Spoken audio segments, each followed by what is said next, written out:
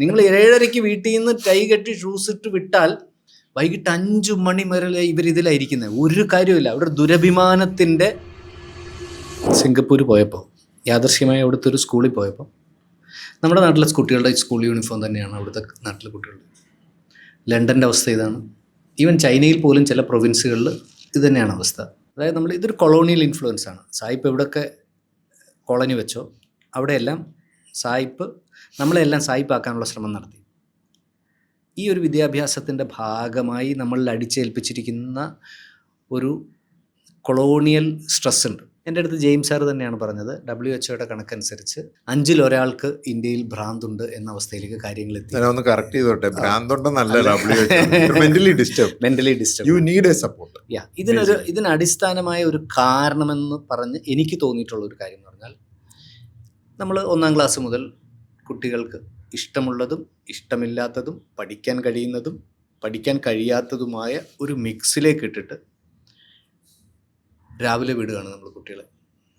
സ്കൂളിൽ നിന്ന് തിരിച്ചു വന്നു കഴിഞ്ഞാൽ രാത്രി 10 മണി വരെ ഈ ചെറുപ്രായത്തിൽ അവർ പുസ്തകത്തിന് മുന്നിൽ ഇരുന്നില്ലെങ്കിൽ അവർക്ക് എന്തോ വലിയ തെറ്റ് പറ്റും, അവർക്ക് എന്തോ വലുത് നഷ്ടപ്പെടും, അവർക്ക് എന്തോ ജീവിതത്തിൽ ഭാവി ഇല്ലാതാകും എന്നുള്ളൊരു ക്യാമ്പയിൻ ഭയങ്കര സ്ട്രോങ് ആയിട്ടുള്ളൂ. ഇത് ചെറിയ കുട്ടികൾ ഇത് കേൾക്കും. കേട്ട് ഇവർ ഒരു സർട്ടൺ ലെവൽ ഓഫ് സ്ട്രെസ് അവിടെ മുതൽ ഹോൾഡ് ചെയ്ത് 20 വയസ്സാവും. 25 വയസ്സിനകത്ത് അവൻ മാസ്റ്റേഴ്സൊക്കെ എടുത്ത് പഠിത്തം കഴിയും, ജോലി എടുത്ത് തുടങ്ങും. ഒരു 30 വയസ്സ് മുതൽ ഇവൻ്റെ ആരോഗ്യം നഷ്ടപ്പെടുന്നതിൻ്റെ കാരണം ഇവൻ പണ്ട് മുതലേ ഹോൾഡ് ചെയ്ത് വെച്ചിരിക്കുന്ന ഒരു സ്ട്രെസ് പാറ്റേൺ.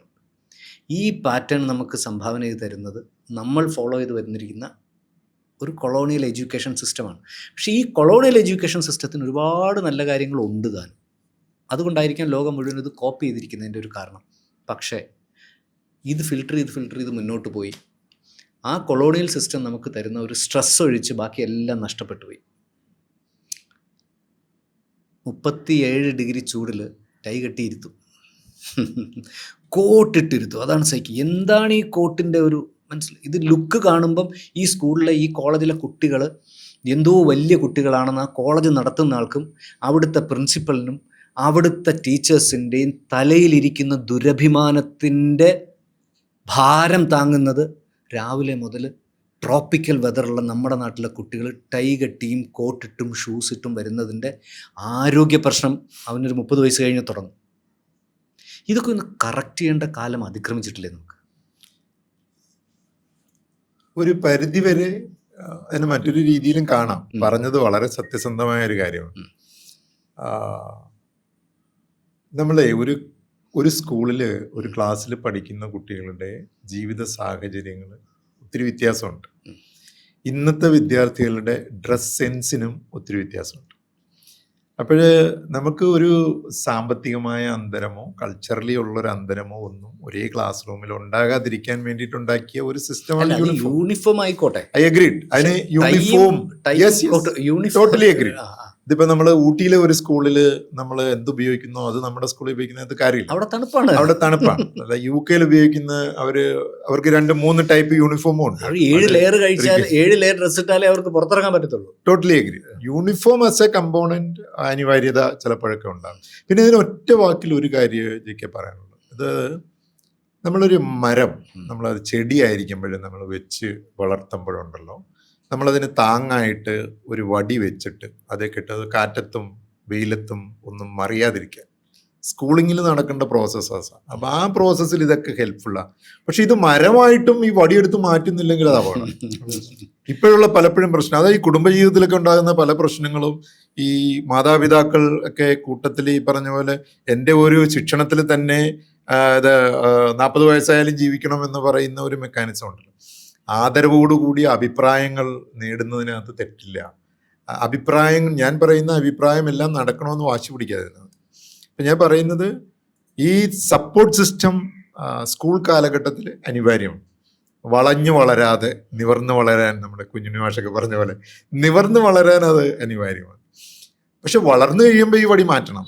നമ്മൾ പലപ്പോഴും കാണുന്ന പ്രൊഫഷണൽ കോളേജിൽ പോലും ഈ സംസ്കാരം തുടരുന്നത് തെറ്റാണ്. എൻ്റെ അഭിപ്രായമാണ് കേട്ടോ. അതിനകത്ത് പല അഭിപ്രായങ്ങളുണ്ടാകും. ഞാൻ പറയുന്ന ആഴ്ചയിൽ 5 ദിവസം 5 ഡ്രസ്സ് യൂണിഫോം ആക്കി മാറ്റണം. അല്ല, എല്ലാ ഡ്രസ്സുകളോടും ശരീരം അക്കോമഡേറ്റ് ചെയ്യാൻ പൊരുത്തണം. നോക്കില്ല, സാധാരണക്കാർക്ക് അക്കോമഡേറ്റ് ചെയ്യാൻ പറ്റില്ല. അല്ല, നമുക്ക് എല്ലാ അതിലൊരു ഡ്രസ്സുകളോടും സാമ്പത്തിക അന്തരം ഉണ്ടല്ലോ നമ്മുടെ അല്ല, എല്ലാ ഡ്രസ്സുകളോടും ഈ കുട്ടികളിപ്പം നമ്മൾ തന്നെ നമുക്കിപ്പം എനിക്ക് മുണ്ടെടുത്താൽ മനോഹരമാണ്, പക്ഷെ അത് എല്ലാവർക്കും അക്കോമഡേറ്റ് ചെയ്യാൻ ഒക്കുവോ മാതാപിതാക്കൾക്ക് എന്നുള്ള ഒരു എനിക്ക് അതിനകത്തൊരു പ്രശ്നം എന്ന് വെച്ചാൽ ഇപ്പോൾ ഗവൺമെൻറ് സ്കൂളിൽ പഠിച്ചിട്ട് എൻ്റെയൊക്കെ ബാച്ചിൽ പഠിച്ചിരുന്ന കുറേ കുട്ടികളുണ്ട്. അപ്പോൾ ഞാനൊക്കെ MBA പോയി കഴിയുമ്പോൾ നമുക്ക് ഇൻസേർട്ട് ചെയ്ത് ക്ലാസ്സിൽ പോകാൻ ഒരു നാണക്കേടായിരുന്നു. അങ്ങനെ ഒരു പ്രശ്നമുണ്ട്. കാരണം നമ്മളിനി പുറത്തേക്ക് ഇറങ്ങുമ്പോൾ നമ്മളൊരാളെ കാണാൻ പോകുമ്പോൾ നമ്മുടെ ഡ്രസ്സ്, നമ്മുടെ ഒരു സ്റ്റൈല്, അത് നമ്മുടെ ഒരു പ്രൊഫഷണലാണെന്ന് കാണിക്കാൻ വേണ്ടിയിട്ട് നമ്മളൊന്ന് നീറ്റാവും. പക്ഷെ നമ്മൾ പഠിച്ചു വന്ന രീതിയിൽ ശരിക്കും അപ്പം എനിക്കൊക്കെ ഉണ്ടായിരുന്നത്, ഇപ്പം ഞാനൊരു അങ്ങനത്തെ ഒരു യൂണിഫോമുള്ള സ്കൂളിലായിരുന്നെങ്കിൽ എനിക്ക് പല സ്ഥലങ്ങളിലും പല സമയത്തും എനിക്കതൊരു നാണക്കേട് പോലെ ഫീൽ ചെയ്തിട്ടുണ്ടായിരുന്നു. അല്ല, ഞാൻ ഈ കോമൺ ഡ്രസ്സ് വേണം എന്നുള്ളതല്ല ഞാൻ പറഞ്ഞത്. ഞാനൊരു കാര്യം പറയും, ചൂടത്തിന് ടൈ കെട്ടിക്കുന്ന മനുഷ്യന്റെ ശരീരത്തിൽ നിന്ന് കാലാവസ്ഥയ്ക്കും സംസ്കാരത്തിനും അനുസരിച്ച് അല്ല, ഹീറ്റ് എമിറ്റ് ചെയ്ത് പോവാതിരിക്കാൻ വേണ്ടി തണുത്ത രാജ്യത്തുള്ള സായിപ്പ് ഷൂസും ഹാറ്റും വെക്കും. എഗ്രീഡ്. കാരണം ഹീറ്റ് അവൻ ശരീരത്തിൽ നിന്ന് എമിറ്റ് ചെയ്ത് പോയാൽ അവൻ ചിലപ്പോൾ മരിച്ചു പോകും. ഇവിടെ ഹീറ്റ് എമിറ്റ് ചെയ്തില്ലെങ്കിൽ മറ്റു രോഗങ്ങളുണ്ടാവും കുട്ടികൾക്ക്. അവർ ടൈ കെട്ടി അത് മാറ്റാൻ തയ്യാറാവുന്നില്ല. അത് തീർച്ചയായിട്ടും. കാരണം ഈ ഷൂസ് രാവിലെ മുതൽ വൈകിട്ട് വരെ ഷൂസും. അപ്പോൾ വക്കീലന്മാരുടെ അവസ്ഥ എന്താ? വക്കീലന്മാർ ഈ കോടതി കയറുമ്പോൾ ഇടുന്നുള്ളൂ. ഈ കുഞ്ഞുങ്ങൾ അങ്ങനല്ല. നിങ്ങൾ 7:30 വീട്ടിൽ നിന്ന് ടൈ കെട്ടി ഷൂസ് ഇട്ട് വിട്ടാൽ വൈകിട്ട് 5 മണി വരെ ഇവരിതിലായിരിക്കുന്നത്. ഒരു കാര്യമില്ല. അവിടെ ദുരഭിമാനത്തിന്റെ പ്രശ്നം മാത്രമേ നിൽക്കുന്നുള്ളൂ. നല്ല ഡ്രസ്സ് ഫോളോ ചെയ്യുന്ന ഒരു സിസ്റ്റം, അത് ചേഞ്ച് ചെയ്യാനുള്ള ഒരു മാനസിക പ്രശ്നം എനിക്ക് ഇപ്പൊ ഈ ഗവൺമെന്റ് മഴയായതുകൊണ്ട് ഷൂസൊക്കെ ഒഴിവാക്കാൻ ഒരു നിയമമൊക്കെ ഉണ്ടാക്കി വൃത്തിയായി ഡ്രസ്സ് ചെയ്തോട്ടെ, നല്ല പാൻറ് ഇട്ടോട്ടെ, നല്ല മുണ്ട് എടുത്തോട്ടെ, നല്ല ഷർട്ട് ഇട്ടോട്ടെ. പക്ഷെ ഈ ഷൂസും ഈ ടൈയും ഇനി ഈവൻ നല്ല ബെൽറ്റും ഇട്ടോട്ടെ. ഈവൻ ചിലടത്ത് തൊപ്പിയുണ്ട്, കോട്ടുണ്ട്.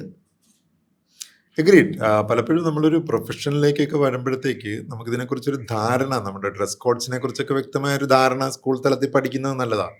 ടൈ കെട്ടുന്നത് കൊച്ചിയിൽ കിട്ടിയാലും കോഴിക്കോട് കിട്ടിയാലും അമേരിക്കയിൽ കിട്ടിയാലും സെയിം നോട്ടാണ്. അതിനൊന്നും മാറ്റമൊന്നുമില്ല. സാരി ഇവിടെ ഉടുത്താലും ഡൽഹിയിൽ ഉടുത്താലും അതങ്ങനെ തന്നെ. ഞാൻ പറയുന്നത് ഡ്രസ് കോഡ്സും ഈ പവർ ഡ്രസ്സിങ് എന്ന് പറയുന്ന മറ്റൊരു മേഖലയുണ്ട്. അത് കൃത്യമായ രീതിയിൽ പഠിപ്പിക്കണം. അത് പഠിച്ചിരിക്കേണ്ടത് അനിവാര്യം തന്നെയാണ്. പക്ഷേ അവസരത്തിനൊത്ത് ഡ്രസ്സ് ചെയ്യാൻ പഠിക്കുക. ഇപ്പോൾ ഓർമ്മ വരുന്ന ഏതോ ഒരു സിനിമയിൽ പിഷാരടി വളരെ സിമ്പിളായിട്ട് ഡ്രസ്സ് വരുന്ന ഷെർവാണിയൊക്കെ അല്ല, ഏതോ ഒരു മൂവിയിൽ. വി നീഡ് ടു അണ്ടർസ്റ്റാൻഡ് നമ്മൾ എപ്പോഴാണ് ഓരോ സാഹചര്യത്തിനനുസരിച്ചിട്ട് ഡ്രസ് ചെയ്യാനായിട്ട്. ഞാൻ പറഞ്ഞ പിഷാരടിയെ കുറിച്ച് ഞാൻ പറഞ്ഞ സിനിമയിലാണ് കേട്ടോ. വളരെ ഡീസന്റ് ആയിട്ട് ഡ്രസ് ചെയ്യുന്ന മനുഷ്യനാണ് in his otherwise personal life. ഇത് ഈ കോട്ടെന്ന് പറയുന്ന സാധനം പാവം ഇവിടുന്ന് തുടങ്ങിയിട്ട് നിങ്ങൾ കടയിൽ സെയിൽസ്മാനായി നിൽക്കണേ ഇപ്പൊ കോട്ട് വേണം. കാരണം ഇതൊക്കെ ഗ്ലോബൽ ബ്രാൻഡ്സായി.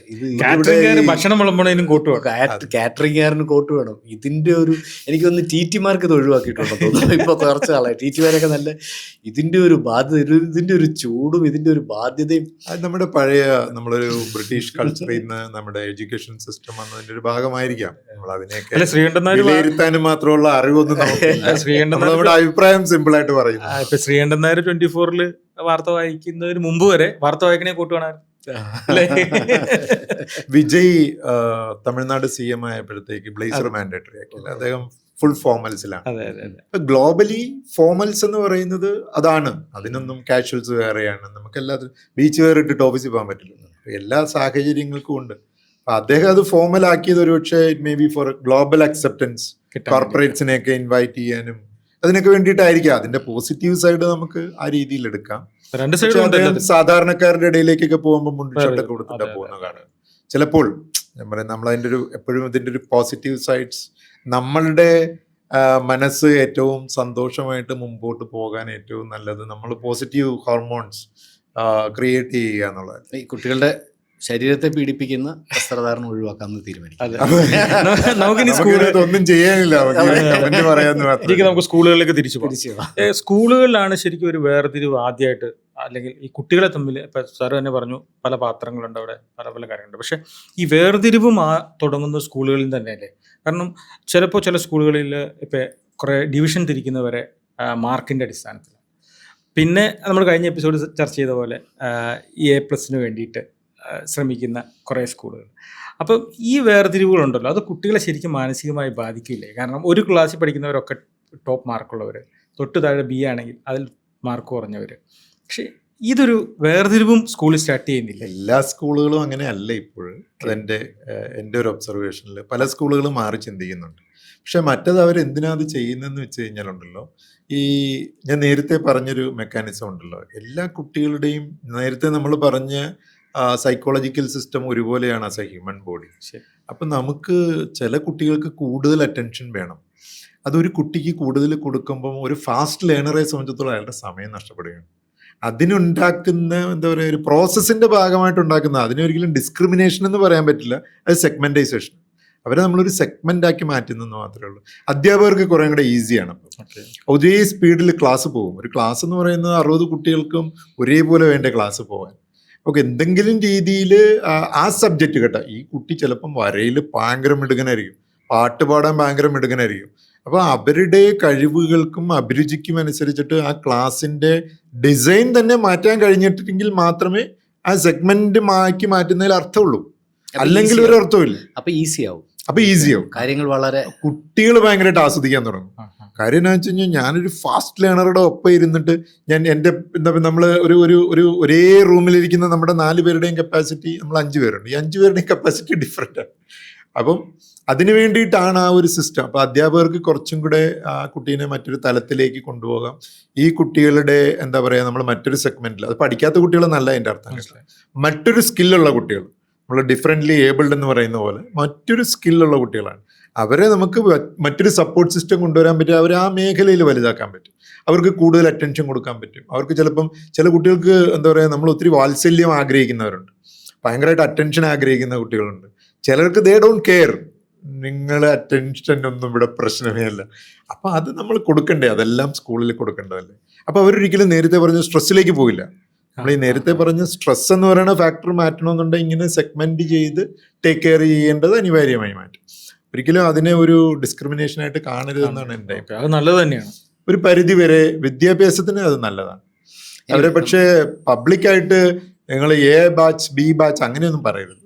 അതിനെ എന്താ പറയുക, കുട്ടികൾ അതിനെ റിസീവ് ചെയ്യേണ്ടത് വളരെ പോസിറ്റീവായിട്ടായിരിക്കണം. ആ രീതിയിലായിരിക്കണം അത് കമ്മ്യൂണിക്കേറ്റ് ചെയ്യേണ്ടത്. ഇൻ കേസ് നമ്മൾ അങ്ങനെ ചെയ്തേ പോലും. ഇപ്പം സ്കൂളുകളൊക്കെ മാറുന്നുണ്ട്, മാറി ചിന്തിക്കുന്നുമുണ്ട്. കാരണം ഈ ഇത് മിക്സ് ചെയ്തിരിക്കുന്നതുകൊണ്ട് വേറൊരു മെച്ചമുണ്ട്. അതൊക്കെ അധ്യാപകരുടെ സ്കില്ലാണ്. അത് അധ്യാപകരെ വെൽ ട്രെയിൻഡ് ആക്കിയിട്ടാണ് ഇതുപോലുള്ള പ്രോസസ്സ് ചെയ്യുന്നതെങ്കിൽ ഐ ബിലീവ്, എനിക്ക് തോന്നുന്നത് അതൊക്കെ നല്ല കാര്യമാണെന്ന് ഞാൻ പറയുന്നത്. എന്തായാലും നമുക്ക് സ്ട്രെസ് ഇല്ലാത്ത ഒരു വിദ്യാഭ്യാസ സംസ്കാരം സ്വപ്നം കാണാം. അല്ല, എല്ലാ വ്യക്തികൾക്കും ഇതിനകത്തൊക്കെ ഒരു പരിധി വരെ റോളുണ്ടല്ലോ. ആ ഒരു റോളിൻ്റെ ഭാഗമായിരിക്കും ഒരു പക്ഷേ ഇപ്പം ഗോവിന്ദൻകുട്ടി ഇവിടെ ഇരുന്ന് ചെയ്യുന്നത്. നമ്മൾ സമൂഹത്തിന് എന്ത് തിരിച്ചു കൊടുക്കാമെന്ന് ചിന്തിക്കുമ്പോൾ നമ്മളൊക്കെ സമൂഹത്തിൽ നിന്ന് ഒത്തിരി നേടിയവരാണ്. ഞാൻ ഈ കഴിഞ്ഞൊരു എപ്പിസോഡിലൊരു കാര്യം പറഞ്ഞ പോലെ, നമ്മൾ പഠിക്കുന്നതും നമ്മൾ ഈ സമൂഹത്തിൽ വളർന്ന് ഇവിടം വരെ എത്തിയത് നമ്മുടെ കഴിവ് കൊണ്ടൊന്നും അല്ലല്ലോ. ഒത്തിരി പേര് പണിയെടുത്തിട്ടാണ്. മാതാപിതാക്കളുണ്ട്, അധ്യാപകരുണ്ട്. സ്കൂളുകളിൽ നമ്മൾ അടയ്ക്കുന്ന ഫീസ് എന്ന് പറയുന്നത് ഒരിക്കലും എയ്ഡഡ് സ്കൂളാണെങ്കിൽ 100% നമ്മൾ പബ്ലിക്കാണ് പഠിപ്പിച്ചത്. ഗവൺമെന്റ് എയ്ഡഡ് മെക്കാനിസത്തിൽ പബ്ലിക്കിന്റെ പണം കൊണ്ട് പഠിച്ചവരാ. അപ്പം നമ്മളത് പബ്ലിക്കിന് തിരിച്ചു കൊടുക്കാൻ ബാധ്യത. ഇനി അത് പ്രൈവറ്റ് സ്കൂളാണെങ്കിൽ പോലും നമ്മൾ പേ ചെയ്യുന്ന ഒരാളുടെ ഫീസല്ലേ. ഒരു സ്കൂൾ നമ്മൾ കൊടുക്കുന്ന ഫീ കൊണ്ട് റൺ ചെയ്യില്ല. ഒരു അധ്യാപകന്റെ സാലറിയോ ഒരു സ്കൂളിന്റെ ഇൻഫ്രാസ്ട്രക്ചർ റൺ ചെയ്യും. അതുകൊണ്ടാണ് അവർ 60 കുട്ടികളെ ഒരുമിച്ചിരുത്തിയിരിക്കുന്നത്, എങ്കിലേ ഇത് റണ്ണാകത്തുള്ളൂ. അപ്പോൾ സ്വാഭാവികമായിട്ട് നമ്മൾ ആസ് ആൻ ഇൻഡിവിജ്വൽ ചിന്തിക്കുമ്പോൾ ഉണ്ടല്ലോ, നമുക്ക് മറ്റുള്ളവർ തന്ന ഒത്തിരി നന്മകളുടെ ഔട്ട്കമാണ് നമ്മൾ. അപ്പം നമ്മളാൽ ആവുന്നത്രയും നമുക്ക് സമൂഹത്തിന് തിരിച്ചു കൊടുക്കാൻ പറ്റണം. അങ്ങനെ ചിന്തിക്കുമ്പോൾ ഇതുപോലുള്ള നല്ല ചിന്തകൾ ഒരുപക്ഷെ സമൂഹത്തിൽ എന്തെങ്കിലും മാറ്റങ്ങൾ വരുത്തുകയാണെങ്കിൽ അതെന്തുകൊണ്ടും എന്താ പറയുക, ഈശ്വരാധീനം ഉണ്ടാകുന്ന കാര്യമെന്ന് പറയേണ്ടി വരും.